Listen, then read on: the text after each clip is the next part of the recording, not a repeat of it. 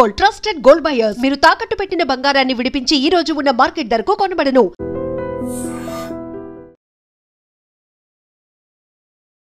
నమస్కారం, welcome to I dream. ధర్మ మార్గం విత్ విజిత కార్యక్రమానికి స్వాగతం.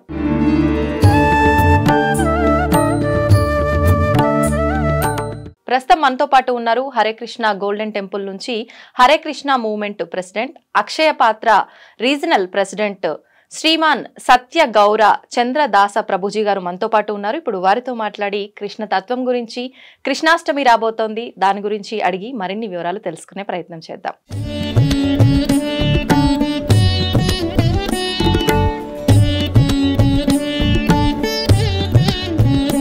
అచ్యుతం కేశవం రామనారాయణం కృష్ణ దామోదరం వాసుదేవం హరిం శ్రీధరం మాధవం గోపికా వల్లభం జానకీ నాయకం రామచంద్రం భజే. అచ్యుతం కేశవం సత్యభామాధవం మాధవం శ్రీధరం రాధికారాధితం ఇందిరా మందిరం చేతసా సుందరం దేవకీ నందనం నందజం సందదే. హరే కృష్ణ ప్రభుజీ. హరే కృష్ణ. ప్రభుజీ, కృష్ణాష్టమి రాబోతోంది. కృష్ణుడు జన్మించిన ఈ అష్టమినే మనం కృష్ణాష్టమి అని, శ్రీకృష్ణ జన్మాష్టమి అని రకరకాలుగా సంబోధించుకుంటూ ఉంటాం. మరి అంటే కృష్ణుడి జననానికే ఎన్నో కారణాలు ఉన్నాయి. ఒక పర్పస్ ప్రకారమే ఆయన జన్మం తీసుకున్నారు. అసలు ఈ కృష్ణాష్టమి విశిష్టత గురించి, దాని గురించి వివరించండి. నాకు అన్నమాచార్యులు రాసిన ఒక చక్కటి పాట మనందరికీ తెలిసింది. సతులాల చూడరే శ్రావణ బహుళాష్టమి సకలాయ నడురేయగలిగి శ్రీకృష్ణుడు. తర్వాత పుట్టియప్పుడే చతుర్భుజాలు శంకు చక్రాలు ఎట్టు ధరించేనే ఈ కృష్ణుడు అని అన్నమాచార్యులు ఆశ్చర్యపోతూ ఈ అద్భుతమైన రచన చేశారన్నమాట. సో శ్రీకృష్ణ జన్మాష్టమి, శ్రావణ బహుళాష్టమి, గోకులాష్టమి, అట్లా ఎన్నో రకాల నామాలతో ఆయన అవతరించిన ఆ రోజును మనం సెలబ్రేట్ చేసుకుంటున్నాం. భగవంతుడు అవతరణ అనేది చాలా విశిష్టం అన్నమాట.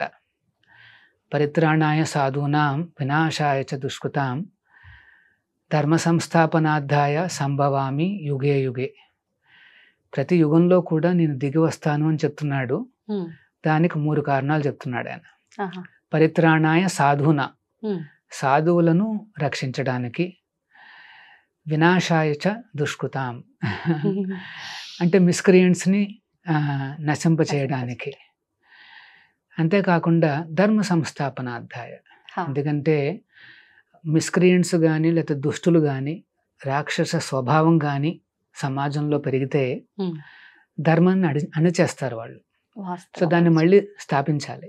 సో ధర్మ సంస్థాపనార్థాయ సంభవామి, నేను దిగి వస్తాను అని చెప్తున్నాడు అన్నమాట భగవంతుడు. సో అంటే ఈ ప్రపంచము ఆ దేవాది దేవుడి నుండి డిస్కనెక్ట్ అయి ఉండలేదు.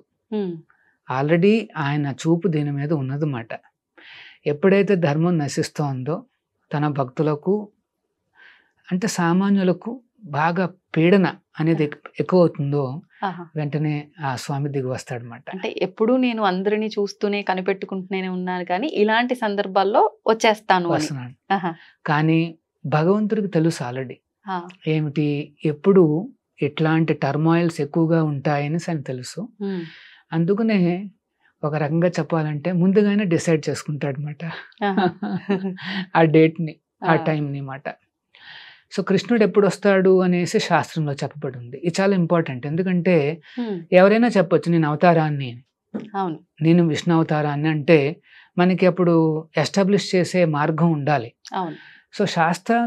సో ఆచార్యులు ఏం చెప్తారు అంటే అది శాస్త్రాలలో ఆల్రెడీ నిర్ణయించి ఉండాలన్నమాట. అప్పుడే మనం నమ్ముతాం. అంటే వస్తున్నారు అనగానే అది దానికి నిర్ధారణ అనేది ఉండాలి. ఓకే. సో కృష్ణుడు వస్తున్నాడు అంటే దానికి నిర్ధారణ ఆల్రెడీ ఉండాలి. ఉండాలి. అలాగే ఇంకొక అవతారం వస్తోంది అంటే ఉండాలన్నమాట. లేకపోతే మనకు బేసిస్ ఉండదు, ఎవరు చెప్పినా మనకి కన్ఫ్యూషన్ అన్నమాట. అవును. సో కృష్ణుడు ఆ రకంగా ఈ ద్వాపర యుగంలో ఇదే శ్రావణ మాసంలో అర్ధరాత్రి పూట నడిరేయి ఆ అష్టమి తిథి నాడు ఆయన వెలిసాడనమాట. అప్పటి వరకు కూడా వసుదేవుడు దేవకి అంటే తల్లిదండ్రులు వారు జైల్లో ఉన్నారు, బంధించబడ్డారు. ఆ దేవకి అన్నగారే కంసుడు బంధిస్తాడనమాట. సో మరి అప్పటి వరకు ఏదో లేబర్ పెయిన్స్ లాగా ఫీల్ అవుతూ ఉంటుంది దేవకి. కానీ సడన్ గా ముందు ఆ నారాయణుడు ప్రత్యక్షం అవుతాడు అనమాట. వెంటనే అన్నీ తగ్గిపోతాయి. సో ఏమిటా అని చూస్తే సాక్షాత్తు భగవంతుడు వెంటనే తన ప్రార్థనలన్నీ సమర్పించి వెంటనే నారాయణుడు చిన్న బాలకుడుగా మారిపోతాడు. ఎలా మారుతాడు? పుట్టిన అవతరించిన తర్వాత వెంటనే మారిపోతాడు. అట్లాగా ఎట్లా మారుతాడు? పుట్టేయప్పుడే చతుర్భుజాలు శంకు చక్రాలు ఎట్టు ధరించిన ఏ కృష్ణుడు అనేసి, అంటే ఆ చిన్న పిల్లవాడుగా ఉన్నప్పటికీ 4 చేతులు కనిపిస్తున్నాయి. శంఖ చక్ర గదాయుధాలతో, వైడూర్యాలతో, కిరీటాలతో, పెద్ద జుట్టుతో. ఇంకా చూసిన వాళ్ళకి అర్థమైపోతుంది అన్నమాట, సాక్షాత్తు ఆ విష్ణువే అవతరించాడు అనేసి. అట్టే కిరీటము నాభరణాలు ధరించి ఎట్ట నెదుటనున్నాడు ఈ కృష్ణుడు అనేసి అన్నమాచార్యులు ఆశ్చర్యపోతూ చెప్తున్నారు. అంటే భగవంతుడి యొక్క అవతరణ సాధారణ బాలకుడిలాగా జరగదన్నమాట. ఆయన నిర్ణయించుకున్న ముహూర్తంలో ఆయన నిర్ణయించుకున్న విధంగా అవతరిస్తాడు. ప్రభుజీ, ఇప్పుడు ఆమె అంటే కృష్ణుడి తల్లి గర్భధారణ జరిగినట్టు అదంతా ఆనవాళ్ళు ఉన్నాయి, కానీ గర్భం నుంచి నార్మల్ గా అందరికి సహజంగా డెలివరీ జరిగిన విధానము అదంతా కూడా ఎక్కడ రాసి పెట్టలేదు. అంటే అది అక్కడికక్కడికి సృష్టించబడాడా కృష్ణుడు? అవతరించబడాడు. అంటే అవతరణ అంటే మనం అర్థం చేసుకోవాలి. అవతారము అంటే భగవంతుడు తన ధామం నుండి మనం ఉండే ప్రదేశానికి దిగి వస్తాడు. మనం మెట్లు దిగి వచ్చినట్టుగా ఆయన దిగి వస్తాడు అన్నమాట. అంటే మెట్లు దిగుతాడా లేకపోతే ఇంకొక రకంగా చేరుకుంటాడా అది ఆయన ఇష్టం. అంతే. ఇప్పుడు అంటే కారాగారంలోనే ఆయన ఆవిర్భావం జరగటానికి వెనకాల ఆంతర్యం ఏదైనా ఉందండి? అంటే మొత్తం లీలంతా కూడా ఎట్లాగైందంటే దేవకి పెళ్లి చేసుకోగానే ఆనవాళ్ళు ఏమిటంటే అన్నగారు రథంలో తోలుకుని వెళ్ళి ఇంటికి అంటే వేంకులకు అప్పచెప్పాలి, వాళ్ళ ఇంటి వరకు వెళ్ళాలి. మనం ఇప్పటికీ కొంతమంది చూస్తుంటాం. సో అట్లాగే కంసుడు తీసుకుని వెళ్తుంటే వెంటనే ఒక ఆకాశవాణి వినిపిస్తుంది అన్నమాట. నువ్వు మురుకులాగా ఉన్నావు, నువ్వు ఎవరినైతే తోలుకుని వెళ్తున్నావు నీ చల్లాయి అష్టమ గర్భం నీకు మృత్యు అవుతుంది అంటు. వెంటనే కంసుడికి అర్థమైపోతుంది అన్నమాట, ఓహో నేను నా మృత్యువుని నేను తీసుకెళ్తున్నానని చెప్పి వెంటనే చాలా క్రూరంగా మారిపోతాడు. అప్పటి వరకు చల్లాయి ఎంతో ఆప్యాయంగా చూసుకుంటున్నవాడు వెంటనే ఒక ఖడ్గాన్ని తీసుకుని జుట్టు పట్టుకుని చంపడానికి రెడీ అయిపోతాడు అన్నమాట. వెంటనే వసుదేవుడు అప్పుడు కొత్తగా పెళ్ళయింది, భర్త బాధ్యత ఏమిటంటే భార్యను రక్షించాలి. వెంటనే కొద్దిగా కంసుడితో మాట్లాడడం మొదలు పెడతాడు అన్నమాట. అంటే వసుదేవుడికి మంచి పేరుంది సొసైటీలో, ఏమిటంటే మాట ఇస్తే నిలుపుకుంటాడు అని. సో కంసుడు చూస్తున్నాడు వసుదేవుడు ఏం చెప్తాడా అని. వసుదేవుడు అంటాడు, నేను కావలిస్తే పుట్టిన ప్రతి పిల్లవాడిని నీకు అప్పచెప్తాను అంటాడు అనమాట. వెంటనే కంసుడు ఒప్పుకుంటాడు, ఎందుకంటే తెలుసు మాట నిలబెట్టుకుంటాడు. అయినప్పటికీ బంధించేస్తాడు. మొట్టమొదటి కొడుకు పుడతాడు. దేవకి కళ్ళ ముందే వసుదేవుడు తీసుకుని వెళ్ళి కంసుడికి అప్పచెప్తాడు అనమాట. ఎంతో బాధాకరంగా ఉంటుంది. వెంటనే కంసుడు ఏమనుకుంటాడంటే, అరే నువ్వు మాట నిలబెట్టావు అని చెప్పి, నా మృత్యు వచ్చేది 8వ గర్భం కదా, ఇప్పుడు పర్లేదులే నువ్వు తీసుకెళ్ళిపో అని చెప్తాడు అనమాట. బా ఎంత మార్పు వచ్చిందిరా అని చెప్పి ఆనందంగా తీసుకువెళ్తుంటే ఈ లోపల కంసుడు యొక్క అనునూయులు ఉంటారు కదా, వారందరూ ఏమంటారంటే మనం విష్ణువుని నమ్మలేము, 8 అన్నాడు మరి 1 అయితే ఫస్ట్ గర్భమే అయితే. సో వెంటనే కంసుడు సంశయం అక్కడ చాలా కిరాతకంగా ఆ బిడ్డను తీసుకుని చంపేస్తాడు అనమాట. అట్లాగా 6 చంపగా 7వ సంతానం ఎవరు అంటే సాక్షాత్తు అనంతుడు, బలరాముడు మాట. దేవకి గర్భంలోకి ప్రవేశిస్తుంది. అప్పుడు భాగవతం ఏం చెప్తోంది అంటే ఆ భగవంతుడు శ్రీకృష్ణుడు తన యోగమాయను పిలిపిస్తాడనమాట. పిలిపించి నేను ఇప్పుడు అనంతుడు తర్వాత నేను రాబోతున్నాను, సో నేను ఇప్పుడు ఆ అనంతుణ్ణి నువ్వు దేవకి గర్భం నుండి తీసుకుని వెళ్ళి రోహిణి గర్భంలోకి ప్రవేశపెట్టు అంటాడు. అంటే ఆల్రెడీ సంతానం. సో అమ్మవారు సంకోచిస్తుంది, ఎందుకంటే బలరాముడు ఆయన దేవాది దేవుడే. సో అప్పుడు కృష్ణుడు అంటాడు, కాదు ఇది సాధ్యం అవుతుంది, నువ్వు స్వామిని ఆకర్షించి రోహిణి గర్భంలోకి ప్రవేశం. రోహిణి ఎక్కడ ఉంటుంది అంటే గోకులంలో ఉంటుంది అన్నమాట, నందుడి దగ్గరే ఉంటుంది. సో ఆ రకంగా తీసుకెళ్ళమని చెప్పి యోగమాయను కూడా గోకులంలో పుట్టమని చెప్తాడు అన్నమాట. సో ఆ రకంగా ఆ అరేంజ్మెంట్ పూర్తి కాగానే అందరూ ఏమనుకుంటారు అంటే దేవకికి గర్భస్రావం అయిందనుకుంటారు, మిస్కేరేజ్. ఎందుకంటే అనంతుని తీసేసుకుంది ఆవిడ, తీసుకువెళ్ళి రోహిణికి గర్భంలో ప్రవేశపడుతుంది అనమాట. సో ఇక్కడ అనుకోవడం ఏంటంటే మిస్క్యారేజ్ అనుకుంటారు, కానీ సేఫ్ గా ఉంటాడు అనమాట బలరాముడు అక్కడ. తర్వాత ఆ భగవంతుడు ఆ రకంగా అవతరిస్తాడు. అంటే ఫస్ట్ దేవకి ముందు అవతరించి తన బిడ్డగా మారిపోతాడు అనమాట.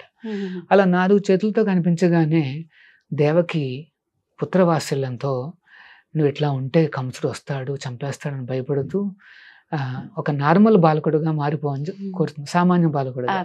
వెంటనే కృష్ణుడిగా మారిపోతాడు, నల్లనయ్యగా మారుతాడు. కొత్త మేఘం ఏ రకంగా బ్లూ కలర్ లో ఉంటుంది చూడు, ఆ కలర్ లో ఆ భగవంతుడు కనిపిస్తాడు అనమాట. అవతరించగానే వెంటనే వసుదేవుడికి ఏం చెప్తాడు అంటే నన్ను ఇక్కడి నుండి తీసుకువెళ్ళి గోకులానికి తీసుకువెళ్ళు అంటాడు అనమాట. అదే అష్టమి గడియల్లో స్వామిని తీసుకుని వెళ్ళి గోకులానికి ప్రయాణిస్తాడు, అందుకనే గోకులాష్టమి అని కూడా అంటారు.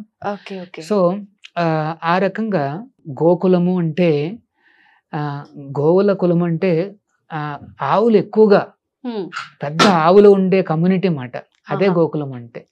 బృందావనము, గోకులము, మథుర అంటే ఇంకా ఎన్నో ఆవులు ఉంటాయి అక్కడ. నందుడికి లక్షలాది ఆవులు ఉన్నాయని చెప్పబడిన శాస్త్రం చెప్తా అన్నమాట. సో యోగమాయ ప్రభావంతో ఏమవుతుంది అంటే మొత్తం అక్కడ అందరూ నిద్రపోవడము, గేట్లు తెరుచుకోవడము, వసుదేవుడు చిన్న బుట్టలో చిన్న కృష్ణుని పెట్టుకుని బయటకు వస్తాడు. భారీగా వర్షం. యాక్చువల్గా మాకు జన్మాష్టమి టైం కూడా అంటే కృష్ణుడు అవతరించే చాలా వర్షాలు వస్తాయి, ఇది వర్షాకాలం కదా. సో అప్పుడు కూడా వర్షం పడుతోంది.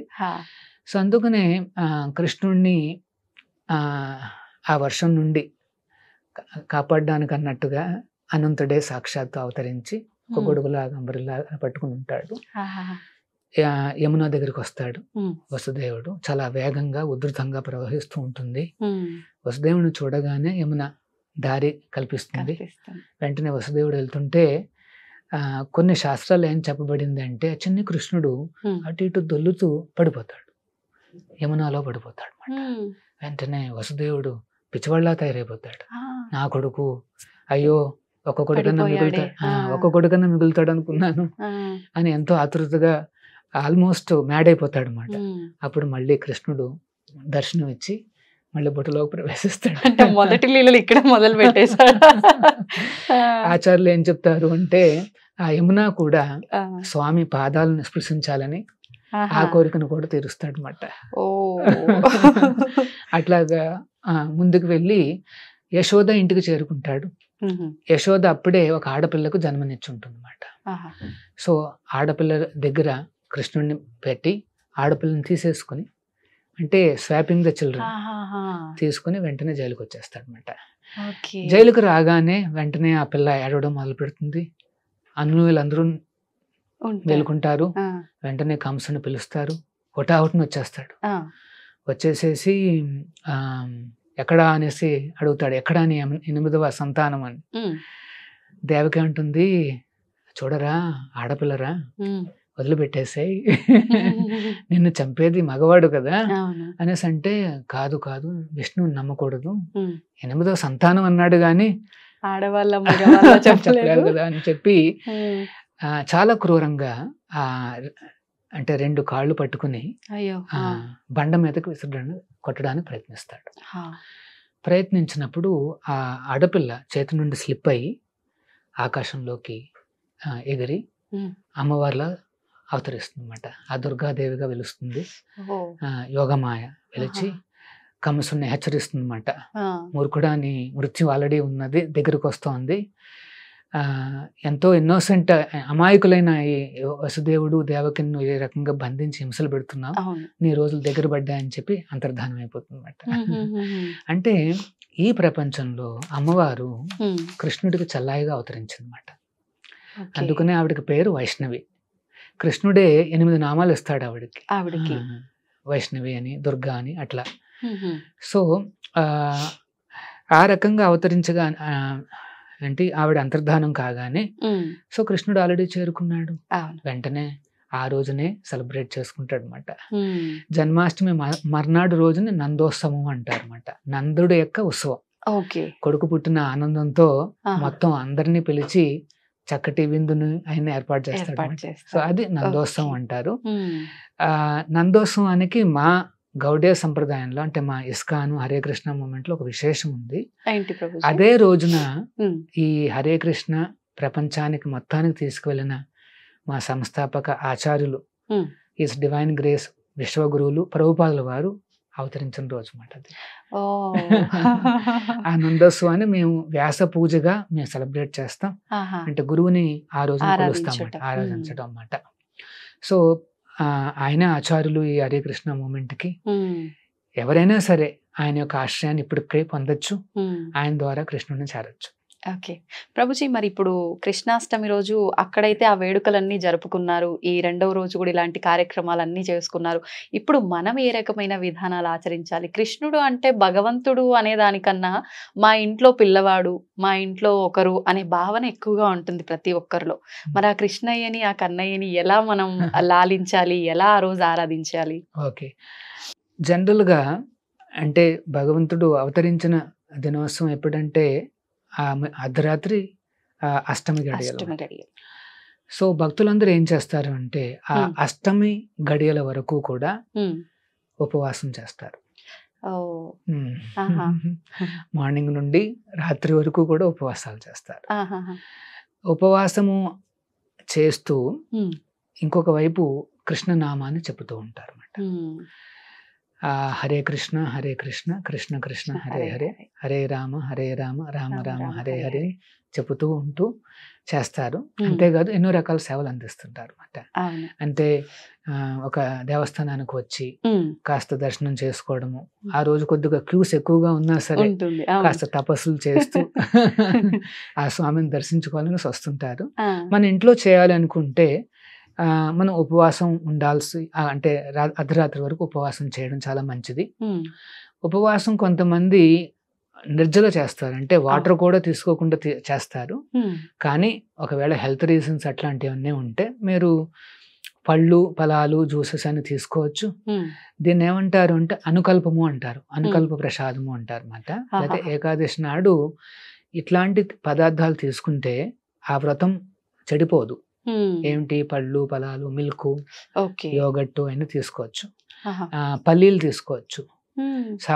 సగ్గుబియ్యం తీసుకోవచ్చు. ఓకే. సగ్గుబియ్యం దుంపతో వస్తుంది కాబట్టి ఆ. సో దుంపలు వెజిటేబుల్స్ అని తీసుకోవచ్చు.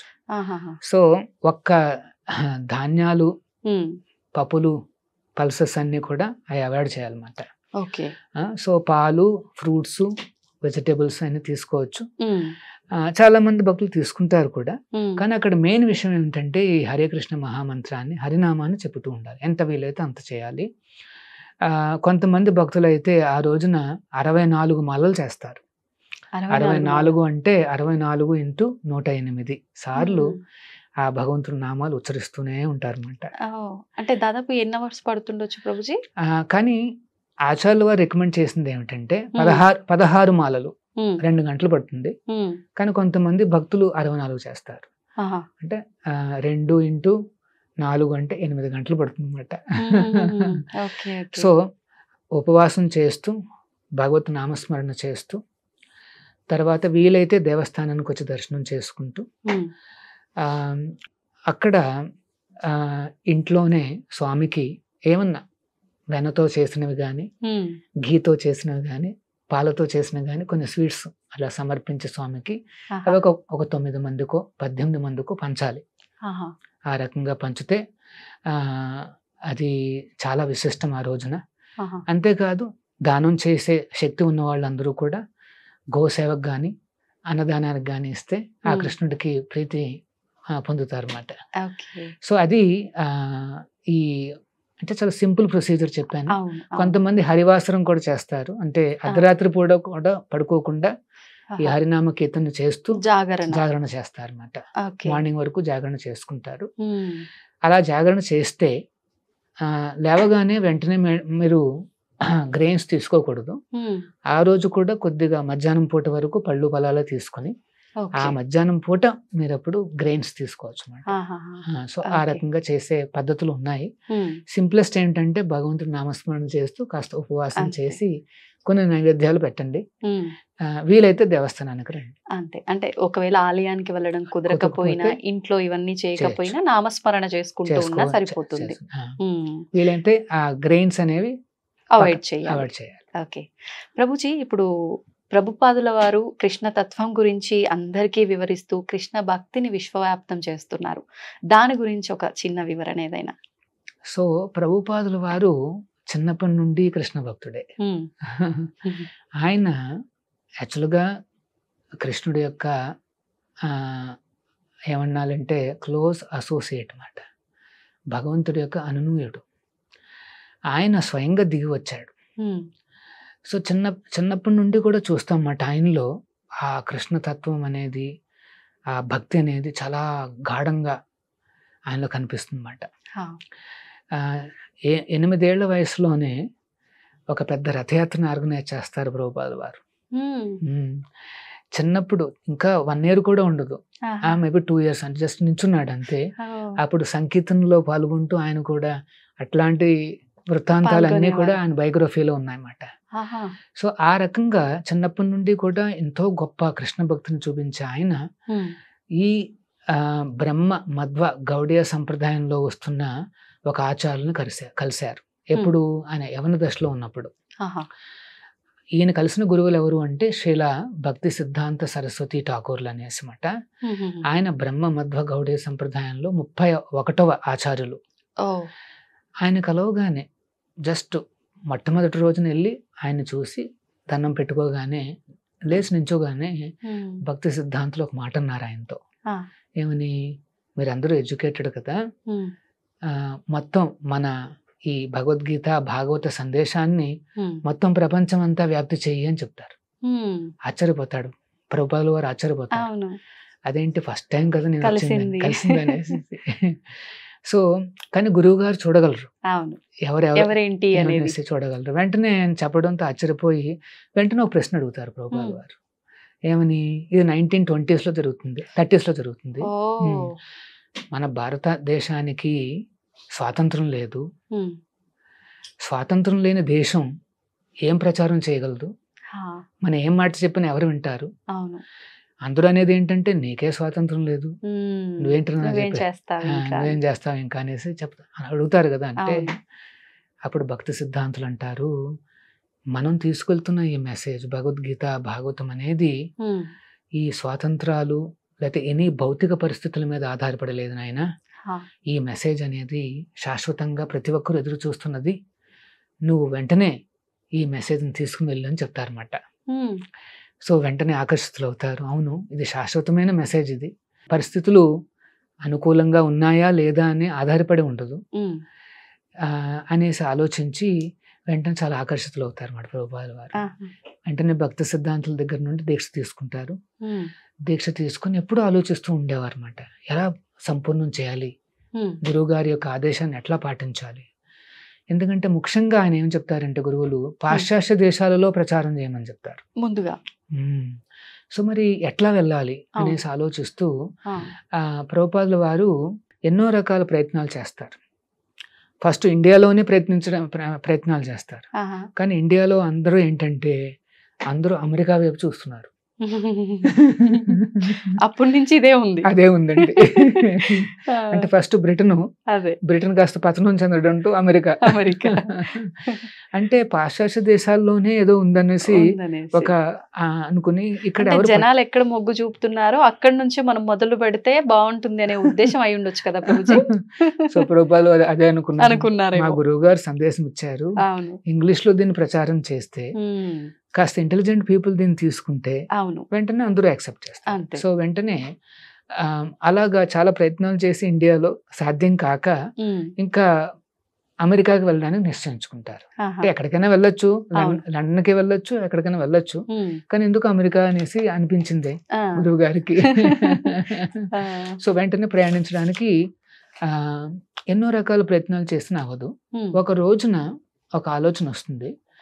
ఒక వాడ కంపెనీని నడిపే ఒక సుమతి మురార్జీ అనేసి ఒక ఆవిడ కంపెనీ ఓనర్ అన్నమాట. ఆవిడ ముంబైలో ఉంటుంది.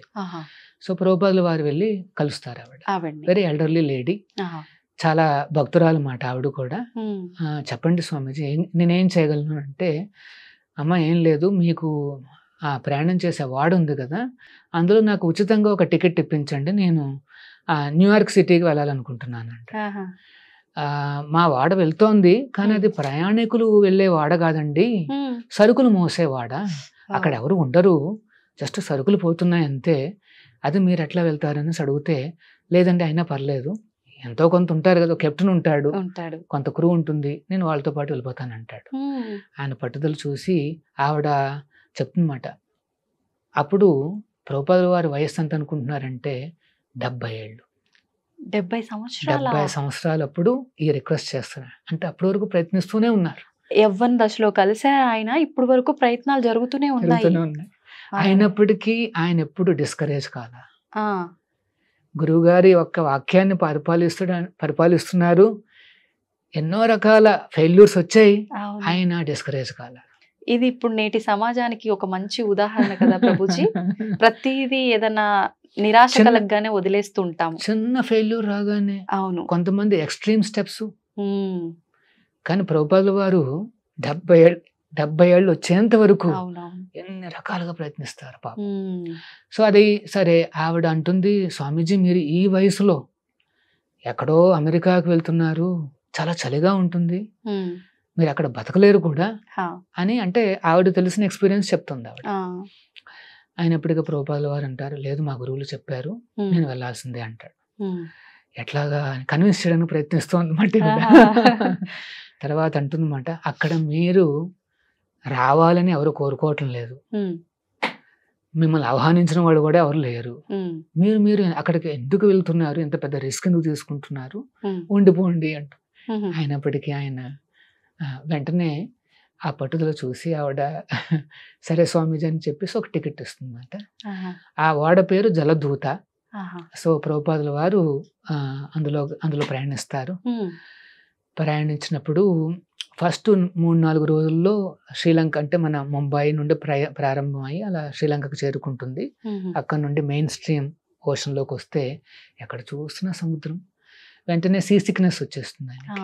వచ్చేసేసి ఆకలి అనిపించదు, కాస్త వామిటింగ్ లాంటిది సెన్సేషన్ ఉంటుంది, చాలా వీక్ అయిపోతారు. ఒక రోజున హార్ట్ అటాక్ వస్తుంది. చాలా హార్ట్ అటాక్ రాగానే సమూహం ఆ కెప్టెన్ వీళ్ళందరూ వచ్చి కాస్త శ్రద్ధ తీర్చి ఫస్ట్ ఎయిడ్ ఇస్తారు, కాస్త తీసుకుంటారు. కానీ ఆయనకి ఆకలి ఇంకా రాదు మాట, వెనక్కి రాదు ఏమి. నెక్స్ట్ ఇంకొక 2 రోజులు కాగానే మళ్ళీ ఇంకొక సెకండ్ హార్ట్ అటాక్ వస్తుంది. వెంటనే కుప్పకూలిపోతారు. అనుకున్నారంట, మేబీ నాకు ఈ రకంగా రాసి పెట్టుందేమో, వాడలోనే నేను పరంపదించాలని రాసి పెట్టుందేమో అని అనుకుంటారు. ఎందుకంటే 70 years కదా. కానీ ఆయన అలాగా ఒక ఆపస్మారక స్థితిలో ఉన్నప్పుడు ఆయన కలలోకి కృష్ణుడు కనిపిస్తాడు అన్నమాట. కనిపించి ఇంకా నీకేమీ కాదు ఇక్కడ, నువ్వు అమెరికాకు ప్రయాణించని చెప్పి, ఈ పడవకి ఇంకేం కాదని చెప్పి ఒక అష్యూరెన్స్ ఇచ్చి, అప్పుడు ప్రభుపాదుల వారు ఏం చూస్తారు అంటే 10 అవతారాలు స్వయంగా ఆ పడవని తీసుకెళ్తున్నట్టుగా కల వస్తుంది అన్నమాట. వెంటనే చాలా కాన్ఫిడెన్స్ వస్తుంది. అప్పుడు అట్లాంటిక్ అనే సముద్రంలోకి ప్రవేశిస్తుంది అన్నమాట వాడ. కెప్టెన్ అంటాడు, అట్లాంటిక్ చాలా భయానకంగా ఉంటుంది స్వామీజీ, మీకు మరి ఏమవుతుందో అనేది భయంగా ఆయన అప్పుడు ప్రభుపాదుల వారు అంటారు, ఏం కాదు, ఆల్రెడీ కృష్ణ భగవానుడే చెప్పేశారు. అసలు చాలా స్మూత్ గా వారు ఫస్ట్ బోస్టన్ చేరుకుంటారు, ఆ తర్వాత న్యూయార్క్ సిటీకి చేరుకుంటారు అన్నమాట. చేరుకుని దిగుతున్నప్పుడు స్వామీజీ చేతిలో 5 ట్రంక్ బాక్సులు ఉంటాయి. అవన్నీ భాగవతం పుస్తకాలు, ఆయన చెందింది ఇంకొక చిన్న బ్యాగు, 40 రూపాయలు చేతిలో ఉన్నాయి, 70 ఏళ్ల వయసు, ఎవరూ లేరు సహాయానికి. అలా దిగుతూ ఉన్నప్పుడు ఆ కెప్టెన్ పేరు పాండే. పాండే గారు, నా దగ్గర $1 లేదు, నా దగ్గర కొన్ని పుస్తకాలు ఉన్నాయి, నేను ఒక సెట్ ఇస్తాను మీకు, మీరు పుస్తకాలను తీసుకుని మీకు అంత తోస్తే అంత డబ్బులు ఇవ్వండి అని అడుగుతారు. సో ఆ రకంగా ప్రభుపాదుల వారు ఆ డబ్బు తీసుకుని, దాంతో పెద్ద పెద్ద ఏరియాస్ లో ఉండడానికి లేదు, ఒక చిన్న బస్తీలో, అక్కడ ఏమంటారంటే లోవర్ ఈస్ట్ సైడ్ అనేసి ఒక ప్లేస్ మాట న్యూయార్క్ సిటీలో, అక్కడ ఒక చిన్న బస్తీలో ఆయన ఒక అమెరికన్ యంగ్స్టర్ ఎవరో ఉంటారు, ఆయనతో రూమ్ షేర్ తీసుకుంటారు. ఎందుకంటే ఓన్ గా రూమ్ తీసుకోవాలంటే డబ్బులు లేవు. వాడేమో డ్రగ్ అడిక్ట్. ఒక రోజున స్వామీజీని హాని చేయడానికి వస్తాడనమాట. వెంటనే ఇంకా అక్కడి నుండి స్వామీజీ హుటాహుటిన స్టెప్స్ దిగిపోయి బయటకు వచ్చేయాల్సి వస్తుంది. అట్లాగా ప్రయాణమైన ప్రభుపాదుల వారు, అంటే స్టోరీ అక్కడ కాస్త కట్ చేస్తే 11 సంవత్సరాల తర్వాత చూస్తే ఆయన 108 దేవస్థానాలు మొత్తం అన్ని ఖండాల్లోనూ స్థాపించారు. 10,000 మంది శిష్యుల్ని శిష్యరికం ఇస్తారు అన్నమాట.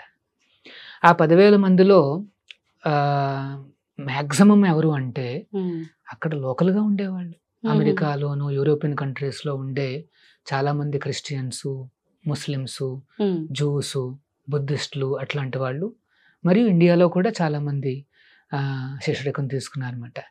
సో వారికి ఆ రకంగా శిష్యరికం ప్రసాదించే, ఆ కాలంలో వాట్సాప్లు లేవు, మనం గ్రూపులు పెట్టలేము, ఒక లెక్చర్ ఇస్తే అందరికి చేరిపోతుందన్న అట్లాంటి ఏమీ లేవండి. సో అట్లాంటి తరుణంలో కూడా ప్రభుపాదుల వారు వేలాది లెటర్స్ స్వయంగా ఆయన రాసి తన శిష్యులకు డైరెక్షన్ ఇచ్చేవారు అన్నమాట. నువ్వు ఇట్లా చెయ్యి, అట్లా. ఎందుకంటే గురువు అంటే శిష్యుడి యొక్క సమస్యలను అర్థం చేసుకుని సొల్యూషన్స్ ఇవ్వాలి. సో ప్రభుపాదుల వారికి లెటర్స్ రాసేవారు అన్నమాట శిష్యులు, నాకు ఈ సమస్య ఉంది, ఆ సమస్య ఉంది అంటే అప్పుడు ప్రభుపాదుల వారే స్వయంగా ఆన్సర్స్ రాసి పంపించేవారు అన్నమాట. అంతేకాదు 80 పుస్తకాలు రాశారు కృష్ణుడి మీద. అంత పెద్ద ఆర్గనైజేషన్, 10,000 మందిని మేనేజ్ చేస్తూ, పెద్ద పెద్ద అన్ని రకాల ఏమంటారు ఈ ప్రపంచంలో అన్ని రకాలని హ్యాండిల్ చేస్తూ ప్లస్ 80 పుస్తకాలు రాస్తూ. మామూలు మాటల 80 పుస్తకాలు అంటే.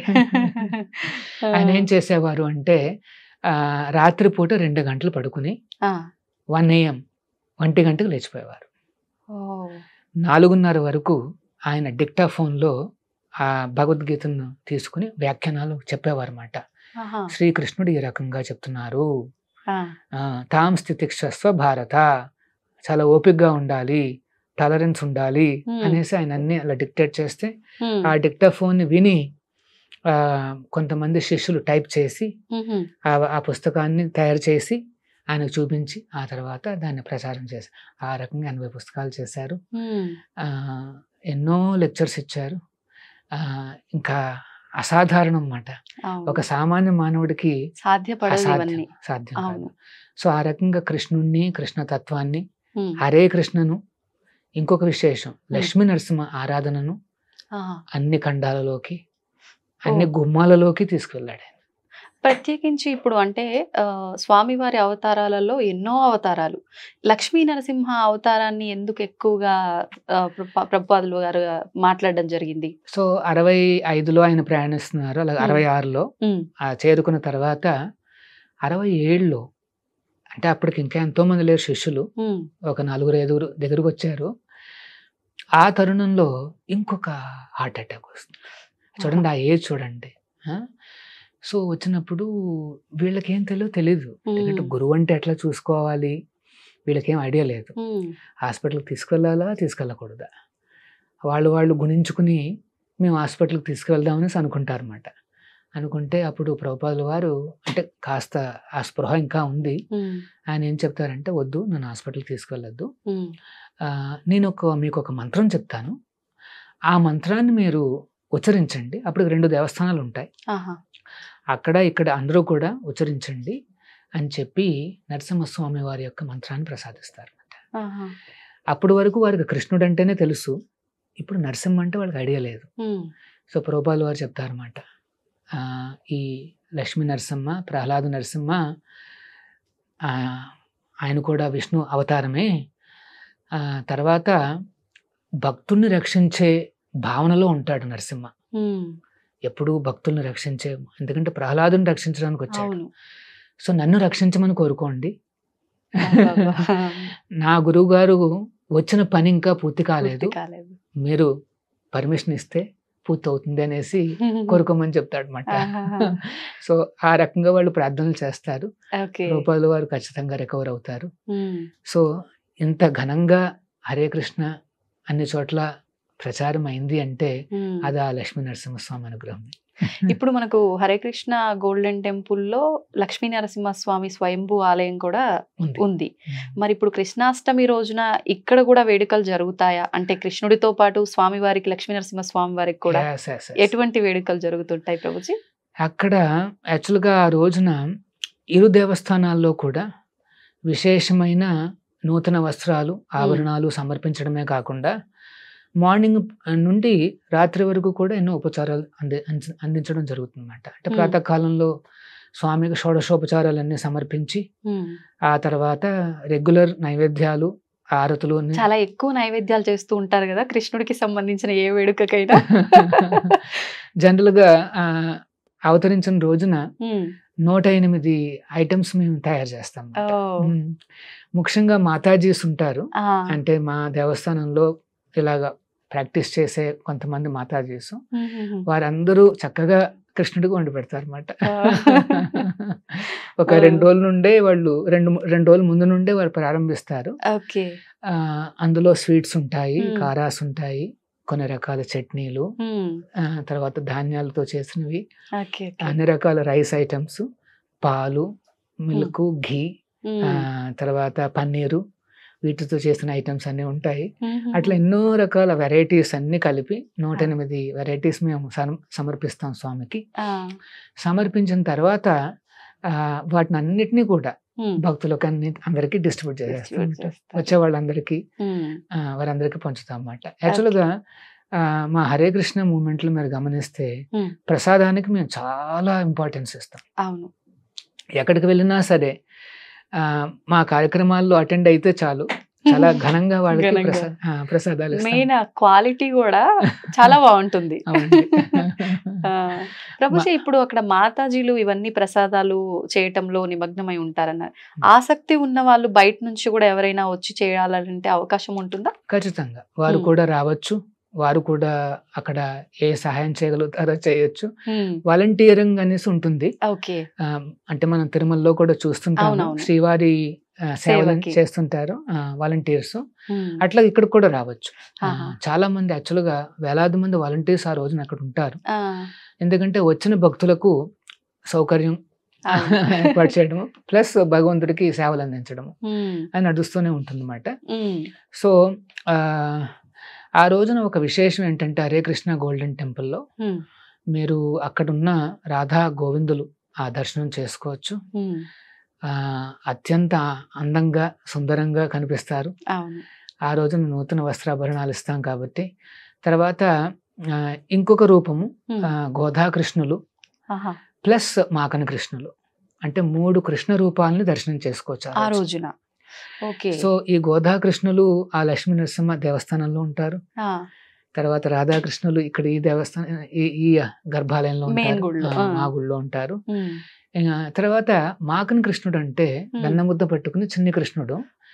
ఈ చిన్ని కృష్ణుడు విశేషం ఏమిటంటే, వచ్చిన ప్రతి ఒక్కరూ కూడా ఆ చిన్ని కృష్ణుడికి ఉంజల సేవ సమర్పించవచ్చు. అందరికీ అవకాశము. అక్కడేం టికెట్స్ అంటూ ఏమి ఉండవు. ఓకే ఓకే అందరూ చక్కగా స్వామికి సేవను సమర్పించి తీర్థప్రసాదాలు స్వీకరించి చక్కగా ఆనందంగా ఆ స్వామి అనుగ్రహానికి పాత్రలు కావచ్చు. అందరికీ కూడా అవకాశం ఉందన్నమాట. మీరు అందరూ రావచ్చు. ఓకే ప్రభుజీ, కృష్ణుడు అంటేనే ఆయన లీలలు 1, 2 కాదు, అసలు చెప్పుకుంటూ పోతే ఎన్నో లీలలు. ప్రత్యేకించి ఈ రోజున మనం ఈ పూజలు ఇలాంటివి పార్టిసిపేట్ చేయకపోయినా ఆయనకు సంబంధించిన విషయాలు విన్నా కూడా ఆ తత్వాన్ని అర్థం చేసుకోగలమంటారా? ఎస్, కృష్ణతత్వాన్ని అర్థం చేసుకోవాలి అంటే అత్యంత సులభమైన మార్గం ఏమిటంటే శ్రవణం. కృష్ణుడి గురించి వినటం. కానీ ఎవరి నుండి వినాలి అది చెప్పారు. అది మనం ఆచార్యుల వారి నుండే వినాలి. ఎవరైతే ఆ కృష్ణుడి యొక్క అనన్యమైన భక్తిని ప్రదర్శించారో అట్లాంటి ఆచార్యుల వారి ముఖం నుండి వచ్చే ఆ వాక్యాలను మనం వినాలన్నమాట. సో మన అందరం కూడా ప్రభుపాదుల వారి దగ్గర నుండి వింటే, లేకపోతే ఆయన రాసిన పుస్తకాల నుండి గనక మనం చదివితే వెంటనే కృష్ణతత్వం అనేది తేలిగ్గా అర్థం అవుతుంది. వేదేషు దుర్లభం అన్నారు. యాక్చువల్గా వేదాలలో కృష్ణతత్వం అనేది చాలా దుర్లభం. మనం చదువుకుంటే ఏం అర్థం కాదు. కానీ అదుర్లభం ఆత్మభక్త అంటే ఆత్మభక్తుడు అంటే తన సొంత భక్తుడు ఆయన దగ్గర నుండి వింటే మాత్రం అదుర్లభం, వెంటనే తేలికైపోతుంది. అంటే ఈ రోజున కోట్లాది మంది కృష్ణతత్వాన్ని అర్థం చేసుకుని ఆయన భక్తులు అయ్యారు అంటే దానికి కారణం ఏంటంటే అదుర్లభం ఆత్మభక్త. ప్రభుపాదుల వారి ఆయన కరుణ ద్వారానే జరిగిందన్నమాట. సో విశ్వగురువులైన ఈ ప్రభుపాదుల వారిని మనం ఆశ్రయిస్తే వెంటనే కృష్ణతత్వం అనేది చాలా తేలిగ్గా లభిస్తుంది. మన జీవితంలో పెద్ద చక్కటి ట్రాన్స్ఫర్మేషన్స్ వస్తాయి. ఎప్పుడు ఆనందంగా కిలకిలలాడుతూ మన రెగ్యులర్ డ్యూటీస్ చేసుకోవచ్చు. ఓకే ప్రభుజీ, కృష్ణతత్వం అంటున్నాం అంటే అసలు ఏంటి ఈ కృష్ణతత్వం అనుకునే వాళ్ళకు సింపుల్ గా ఏదైనా చెప్పగలరా? ఏం లేదు, కృష్ణుడు ఒక సుప్రీం పర్సనాలిటీ. ఆయన అర్థం చేసుకోవడం అంతే. ఒక సామాన్యుని అర్థం చేసుకోవడమే చాలా కష్టం. ఎందుకంటే చూస్తే మనకు అర్థం కాదు ఎవరు. మనకు అర్థమయ్యేది ఏంటంటే బాహ్యంగా కనిపించే కొన్ని ఫీచర్స్ తప్పితే లోనే ఉంటే మనకు అర్థం కాదు. మరి దేవాది దేవుడు కృష్ణుడు ఆయన అర్థం చేసుకుని దాన్ని తత్వం అంటారు అన్నమాట. తత్వం అంటే ఆ సత్యం మాట, ట్రూత్ యాజ్ ఇట్ ఈస్. అంటే యాజ్ ఇట్ ఈస్ గా ఆయన గురించి అర్థం చేసుకోవాలి. జన్మకర్మచమే దివ్యం ఏవం యో తత్వతః త్యక్త్వా దేహం పునర్జన్మనైతి మామేతి సో అర్జున అన్నాడు కృష్ణుడు. ఏమిటి? నా జన్మను నా లీలను ఎవరైతే తత్వతః అంటే యాజ్ ఇట్ ఈస్ గా అర్థం చేసుకుంటారో, అంటే యథాతథంగా అర్థం చేసుకుంటారు, ఉన్నది ఉన్నట్టుగా, దెన్ త్యక్త్వా దేహం శరీరం వదిలిపెట్టిన తర్వాత పునర్జన్మ నైతి, మళ్ళీ పునర్జన్మ అంటూ ఉండదు. మరి ఏమైపోతాడు? శూన్యంలో కలిసిపోతాడా? జ్యోతిలో, అనంతమైన జ్యోతిలో కలిసిపోతాడంటే కాదు, మామేతి నా దగ్గరికి చేరుకుంటాడు అంటాడు. అంతకన్నా కావాల్సిందే ఉంది. కృష్ణుడుండే ధామానికి అంటే వైకుంఠానికి, ఆ గోకులానికి చేరుకోవాలి అంటే అత్యంత తేలికైన మార్గం ఏమిటంటే కృష్ణుడి గురించి వినడం, శ్రవణం. అంటే ఇప్పుడు మీరు చెప్పినట్టుగా ఆ తత్వం అర్థం అవ్వాలి అంటే వింటేనే సరిపోతుందా? ఈ వినటము, ఈ చదవటము మాకు రాదండి, మేము ఆయనను ఆరాధించడం మాత్రమే వచ్చు, సేవ చేయడం మాత్రమే వచ్చు, అటువంటి వారికి అర్థమవుతుందంటారా? ఖచ్చితంగా. సేవ అందిస్తే చాలు, వెంటనే కృష్ణుడు నెమ్మదిగా మన దగ్గరకు వచ్చేస్తాడు. ఒక రోజున చైతన్య మహాప్రభుల వారు అంటే సాక్షాత్తు కృష్ణుడి యొక్క భక్తావతారం అని మేము నమ్ముతాం అన్నమాట. సో శ్రీ చైతన్య మహాప్రభుల వారు ఒకసారి శ్రీరంగం వెళ్తారు. వెళ్ళినప్పుడు అక్కడ ఒక బ్రాహ్మణుడు ఉంటాడు. భగవద్గీతని చేతిలో పెట్టుకుని కళ్ళమ్మట కాస్త నీళ్ళు వస్తూ కనిపిస్తాడు అనమాట. భగవద్గీత చూస్తాడనమాట. చైతన్య మహాప్రభుల వారు చూస్తే ఆయన భగవద్గీత ఉల్టాగా పట్టుకుని ఉంటాడు. కానీ కళ్ళమ్మట ఏదో నీళ్లు కనిపిస్తున్నాయి. ఏంటండి బ్రాహ్మణులు మీరు ఇట్లాగా ఏం చేస్తున్నారు మీరు అడుగుతారు అనమాట. అంటే ఏం లేదు, మా గురువులు నన్ను భగవద్గీత చదవమన్నారు, నాకేమో ఒక ముక్క చదవడం రాదు, నాకు చదువు లేదు, ఎటువంటిది ఏది లేదు, మా గురువుకి ఇవన్నీ తెలుసు, అయినప్పటికీ చదవమన్నారు. సో నేను పుస్తకం తీసుకుని రోజు కాస్త అటు ఇటు తిప్పుతూ ఉంటాను, నాకు ఇందులో ఏం అర్థం కావట్లేదు. మరి సరే, మరి కళ్ళమ్మట నీళ్ళు ఏమిటని అడుగుతాడు అనమాట. అడిగితే అప్పుడు అంటాడు, ఎప్పుడైతే నేను ఈ పుస్తకం చూస్తానో వెంటనే నాకు ఆ కృష్ణుడు గుర్తుకొస్తాడు. ఆ కృష్ణుడు తన భక్తుడైన అర్జునుడి యొక్క రథానికి సారథ్యం వహించాడు, తన భక్తుడికే సారథ్యం వహించాడు. ఇప్పుడు చూడండి, మన నార్మల్ లోకంలో ఓనర్ వెనకాల కూర్చుంటాడు, కారులో డ్రైవర్ ముందు కూర్చుంటాడు. ఇక్కడ కృష్ణుడు ఆయన ఆయన ఓనరు, అవును, కానీ ఆయన డ్రైవర్ అవుతాడు. వెనకాల అర్జునుని కూర్చోబెట్టాడు. అది గుర్తుపెట్టుకుని ఈ బ్రాహ్మణుడు ఎంతో ఆనందాన్ని పొందుతుంటాడు అన్నమాట. అప్పుడు చైతన్య మహాప్రభులు వారు అంటారు, ఆయన భగవద్గీత చదివిన తర్వాత వచ్చే ఆ ఎఫెక్ట్ ఏంటంటే ఇదే, ఆ భగవంతుడి మీద ఆప్యాయత, ఆనందము.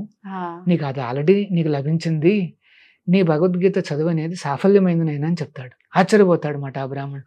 లేదు, నేనేం చదవలేదు అంటే, లేదు చదివిన తర్వాత కూడా రాని ఆ భావన నీకు అర్థమైపోయింది.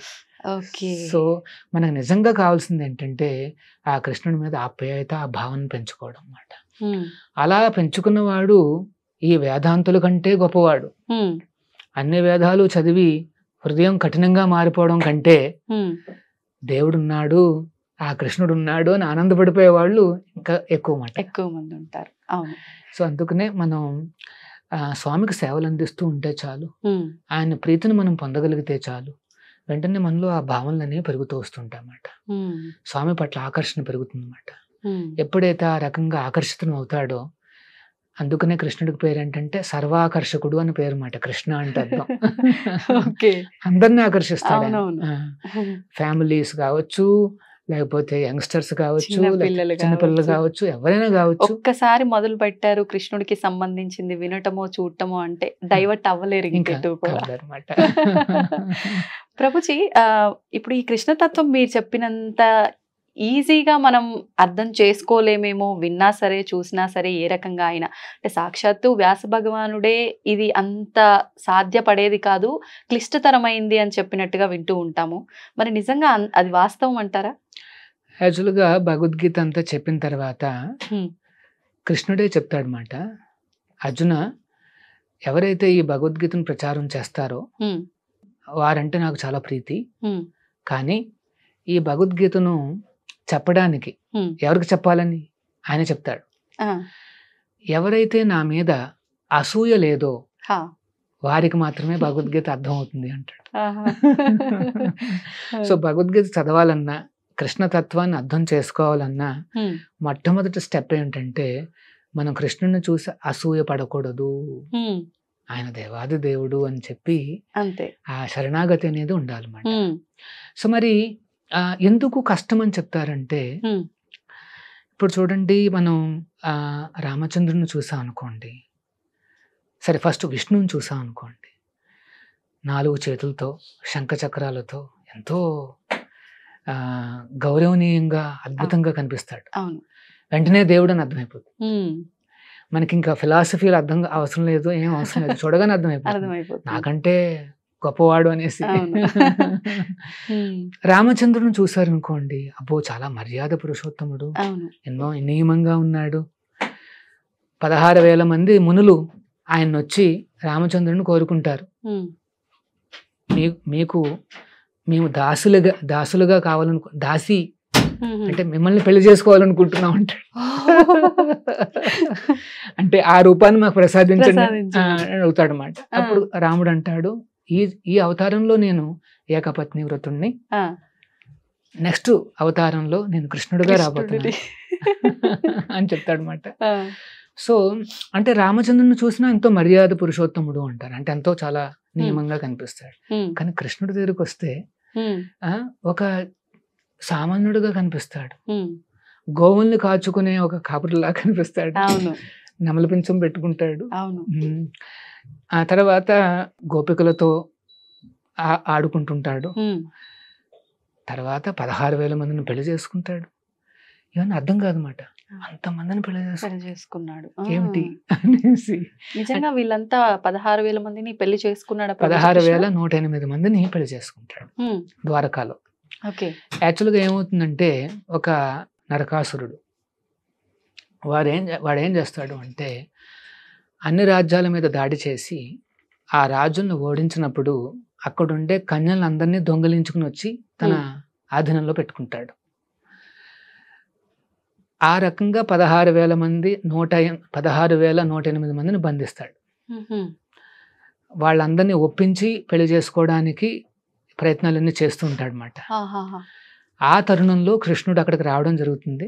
కృష్ణుడు సత్యభామ ఇద్దరు అక్కడికి రావడం జరుగుతుంది అన్నమాట. జరిగినప్పుడు ఆ కాలంలో ఏంటంటే అది వైదిక సంప్రదాయం అన్నమాట. ఒకవేళ ఏ కన్య అయినా సరే ఇంటి నుండి ఒక్క రాత్రి లేకపోయినా సరే ఎవరు పెళ్లి చేసుకోరు. ఒక్క రాత్రి 2 రాత్రులు లేకపోయినా సరే ఎవరు పెళ్లి చేసుకోరు. అసాధ్యం పెళ్లి అనేది. అట్లాంటి తరుణంలో వీళ్ళు ఎన్నో రోజులుగా ఎన్నో నెలలుగా బందీలుగా ఉండడంతో వాళ్ళకి అసలు పెళ్లి అవ్వడం అనేది అసాధ్యం. సో కృష్ణుడు వచ్చి ఆ రాక్షసుని సంహరించిన తర్వాత వీళ్ళందరి నుండి చెర నుండి విడిపిస్తాడు. విడిపించినప్పుడు వాళ్ళందరూ భగవంతుడిని ఆల్రెడీ ఆకర్షితులైపోతారు స్వామిని చూడగానే. వెంటనే ప్రార్థనలు ఇచ్చి సరే మీకేం కావాలని కోరుకోమని చెప్తే మాకిప్పుడు మేము ఇంటికి వెనక్కి వెళ్ళినా సరే ఎవరు పెళ్లి చేసుకునే అవకాశం లేదు. సో మరి అయితే ఏంటి అంటే ఏం కావాలి మీకు అంటే మమ్మల్ని మీరే పెళ్లి చేసుకోండి అంటే అప్పుడు కృష్ణుడు 16,108 మంది అంటే ఆల్రెడీ 8 మంది మెయిన్ క్వీన్స్ ఉంటారు. మిగతా వాళ్ళందరినీ కూడా పెళ్లి చేసుకుంటాడు. అందరినీ పెళ్లి చేసుకుని ఒక్కొక్కరికి ఒక్కొక్క భవంతిని నిర్మిస్తాడు అక్కడ ద్వారకాలో. అంతేకాదు 16,108 రూపాలుగా తను కూడా ఎక్స్పాండ్ అవుతాడు. ఒక్కొక్క భార్యతో ఒక్కొక్క రూపం నివసిస్తుందన్నమాట. అంతమంది కృష్ణులుగా తను విభజన జరిగి తను ఒక్కొక్కరితో నివసించడం ప్రారంభిస్తాడు అనమాట. అంటే మానవులు ఒకవేళ ఎక్కువ మందిని పెళ్లి చేసుకున్నా వాడు ఒక్కొక్క రోజు ఒక్కొక్క ఇంటికి వెళ్ళగలుగుతాడు, వెళ్ళాల్సిందే అంతే.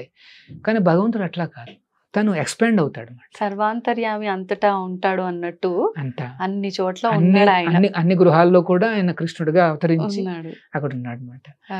ప్రతి హృదయంలోనూ ఆయన ఎక్స్పాండ్ అయ్యి ఉండగలిగిన వాడు ఒక 16,000 మందికి అంత తొందరే ఉంది.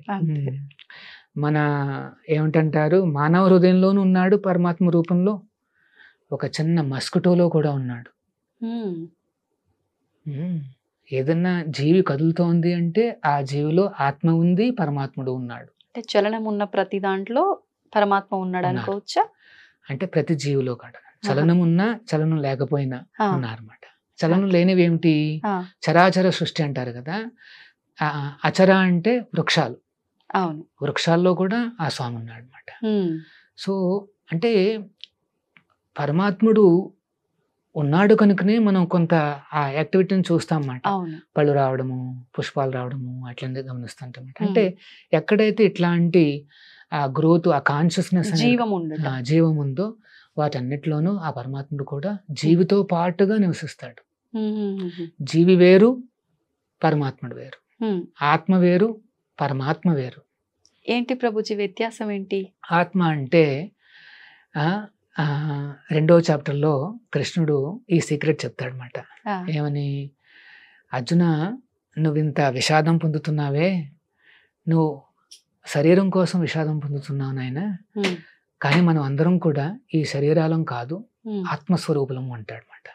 దేహినో అస్మిన్ యదా దేహే కౌమారం యవ్వనం జరా తథా దేహాంతర ప్రాప్తి ధీరస్తత్ర ముహ్యతి అని చెప్పి, ఈ జన్మలో మనం ఎన్నో శరీరాలు మార్చుకున్నాము, కానీ ఆత్మ మాత్రం మారదు.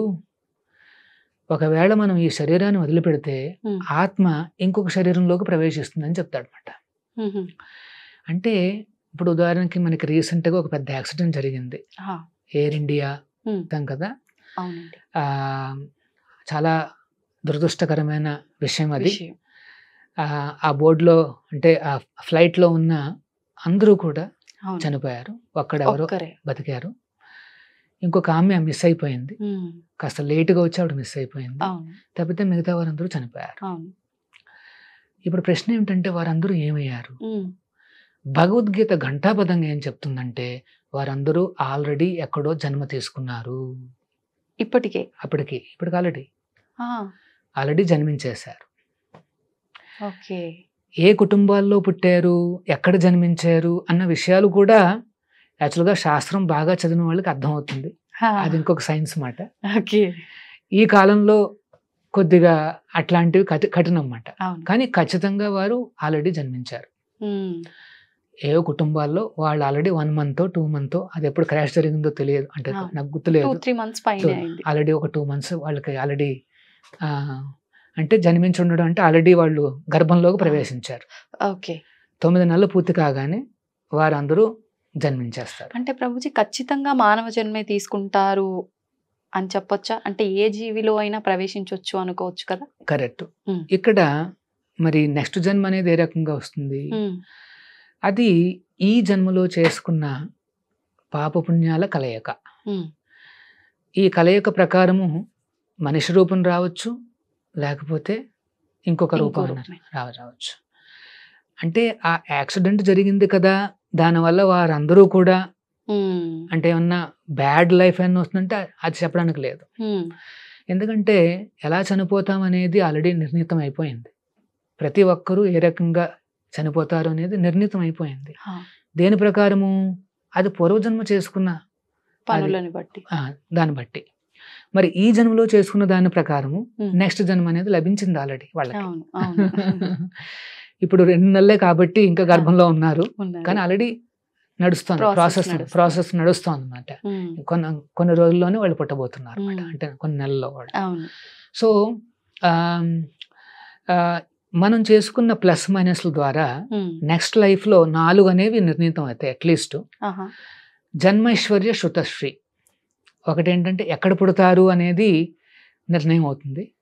కొంతమంది గోల్డ్ స్పూన్తో మేబీ టాటా బిర్లా అట్లాంటి ఫ్యామిలీస్లో పుడతారు. అవును. కొంత పాపం ఏమీ లేకుండా ఉండే ఇబ్బంది ప్రదేశాలు, పడే. కొన్ని ఆఫ్రికన్ కంట్రీస్ లాంటివి, అక్కడ కూడా పుడతారు. అవును. అంటే ఇది దేవుడు చేసిన డిస్క్రిమినేషన్ కాదు, ఉమ్, మనం చేసుకున్న ప్లస్ మైనస్. Okay okay. దేవుడు ఆయన న్యూట్రల్, ఉమ్, కరుణ, ఆయన చాలా అందరిపైన ఒకేలా అందరిపైన ఒకేలాగా ఉంటాడు. ఎందుకు అందరిపైన ఒకేలాగా ఉంటాడు అంటే అందరూ కూడా ఆయన బిడ్డలే, అంతే. ఆయన కొడుకులే. ఉమ్, సో ఆయన ఏమంటాడంటే నేను తండ్రిగా మీకు అందరికీ న్యూట్రల్ అయ్యా, ఉమ్, మీరు బాగా మంచి పనులు చేస్తే పైకి వస్తారు, చెడ్డ పనులు చేస్తే కిందకి వెళ్ళిపోతారు. ప్రభుజీ ఇప్పుడు అందరూ ఆయన బిడ్డలే, మరి అందరూ ఆయన బిడ్డలైనప్పుడు ఎన్నెన్నో అరాచకాలు, దుర్మార్గాలు, ఒకడేమో చాలా మంచివాడు అవుతాడు, ఒకడేమో చాలా దుర్మార్గుడు అవుతాడు. అవును. మరి మన తల్లి అయితే మనని ఖచ్చితంగా తప్పు చేస్తే మందలించి సరి చేస్తుంది. మరి భగవంతుడు సరి చేసే ప్రయత్నం చేస్తున్నాడా అంటే ఏం చెప్తారు? ఖచ్చితంగా చేస్తాడు. ఒకవేళ ఎవరైనా బాగా భయానకమైన రాక్షసుడు అయిపోతే స్వయంగా వచ్చి వాడిని చంపడం కూడా చేస్తుంటాడు స్వామి. ఓ, ఈ కలికాలంలో సాధ్యపడుతుందంటారా? అంటే ఈ కలికాలంలో ఒక సమస్య ఏంటంటే పూర్వకాలంలో అయితే ఇట్లాంటి రాక్షసులను చూసాం. అంటే హిరణ్యకశ్యపుడు, హిరణ్యాక్షుడు అని మనం చూసాం. అవును ప్రభుజీ. మరి కలియుగంలో ఒక విశేషం ఏంటంటే ఆ. ప్రతి ఒక్కళ్ళలోనూ ఆ రాక్షస గుణాలు ఉన్నాయి, దైవ గుణాలు కొద్దిగా, అంతే. రాక్షస గుణాలు కూడా ఉంటాయన్నమాట.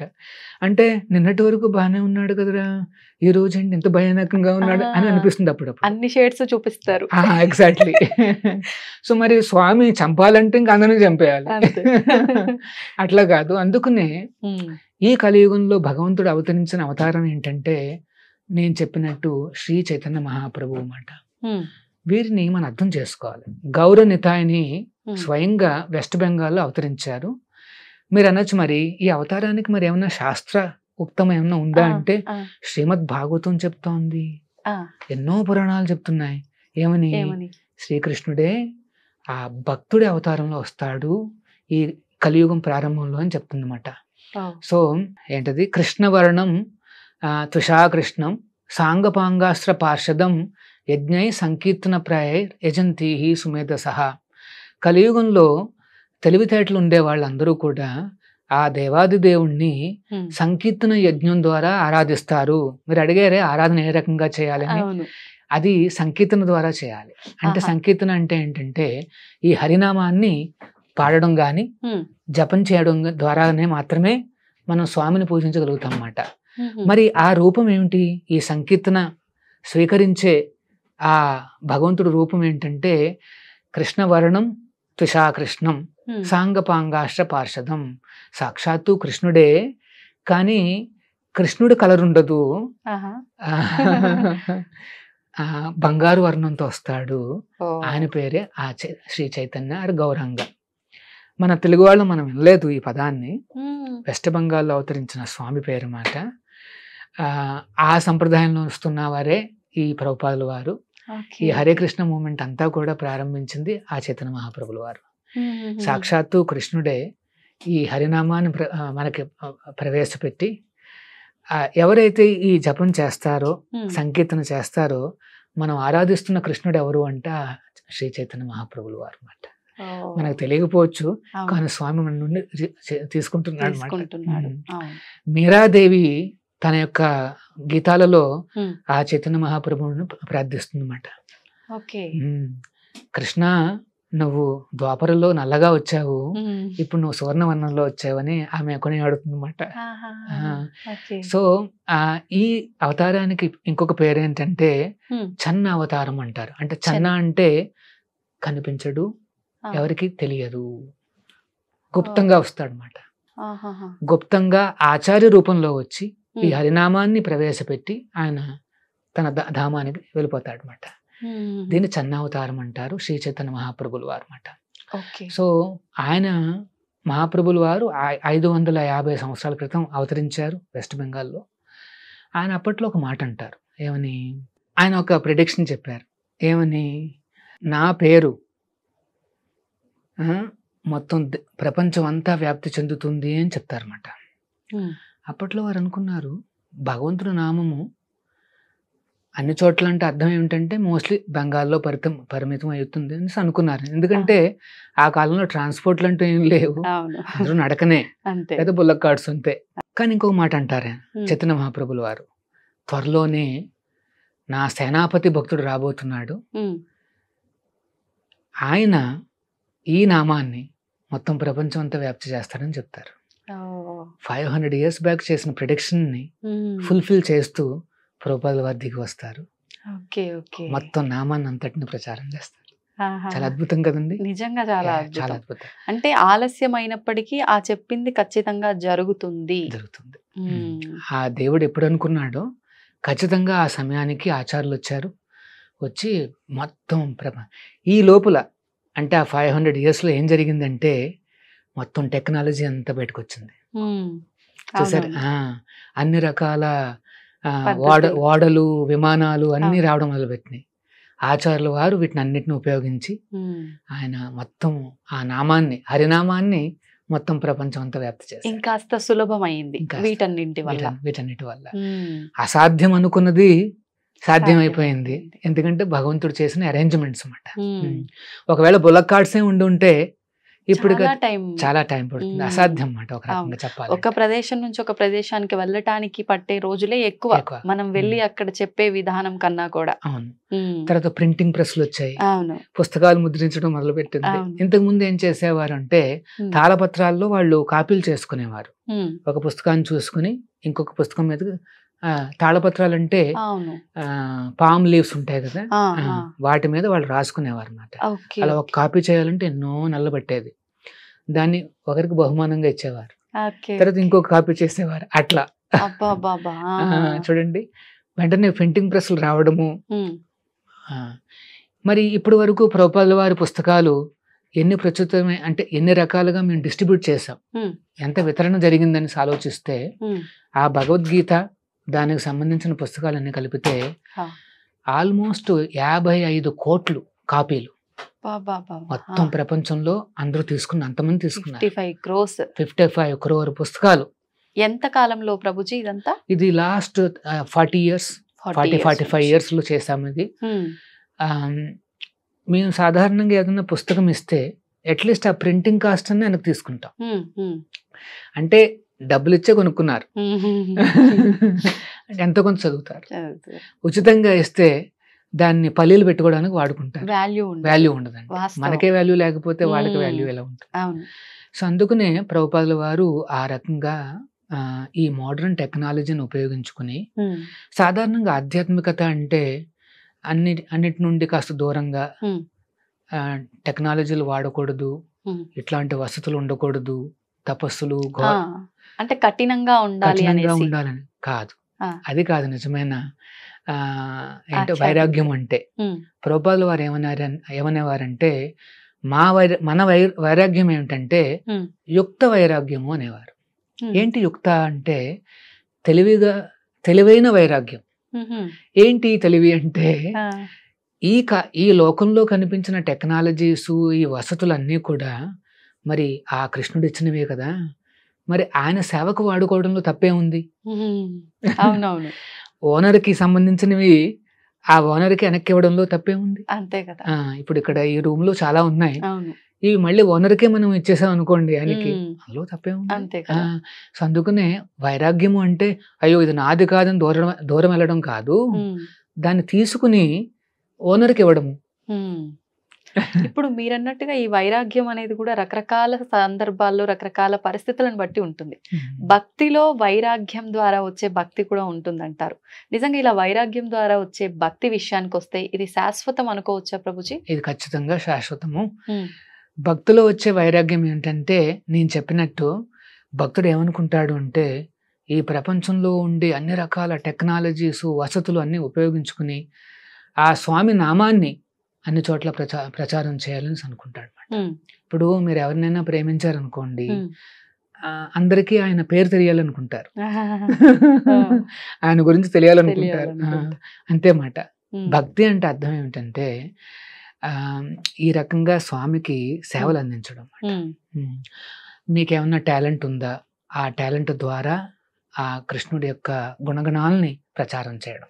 ఓ, మీరు అకౌంటెంట్ కావచ్చు, ఇంజనీర్ కావచ్చు, లాయర్ కావచ్చు, ఎవరైనా కావచ్చు, సైంటిస్ట్ కావచ్చు, ఉమ్, ఆ సైన్స్ని ఉపయోగించుకుని ఆ స్వామి లీలల్ని కానీ లేకపోతే తత్వాన్ని కానీ మనం ప్రచారం చేయగలిగితే అది యుక్త వైరాగ్యము అంటే. ఉమ్, అంటే భక్తి అన్నా కూడా ఈ వైరాగ్యం అన్నమాట. ఓకే. నిజ భక్తి యోగం వైరాగ్య విద్య, నిజ భక్తి యోగ.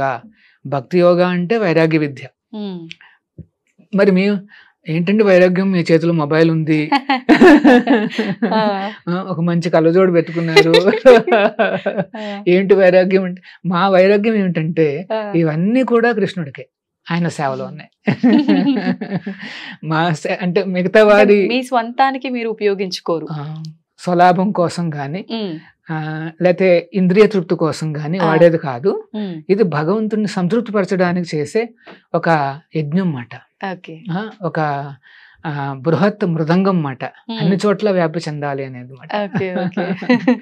సో ఆ రకంగా మేము టెక్నాలజీ వాడతామండి. ఉమ్, ఇప్పుడు రీసెంట్ గా మీరు చూస్తే ఈ ఏ టెక్నాలజీ వాడి అవును, అవును. చేసి నరసింహస్వామి మీద ఒక యానిమేషన్ మూవీ అద్భుతం, నిజంగా. అద్భుతం అండి. ఆ, అది హరే కృష్ణ తత్వం నుండి తీసుకోవడం జరిగింది. Okay, okay. అది ఆ నరసింహస్వామి అనుగ్రహంతో చాలా బాగా ప్రసిద్ధమైంది. అవును.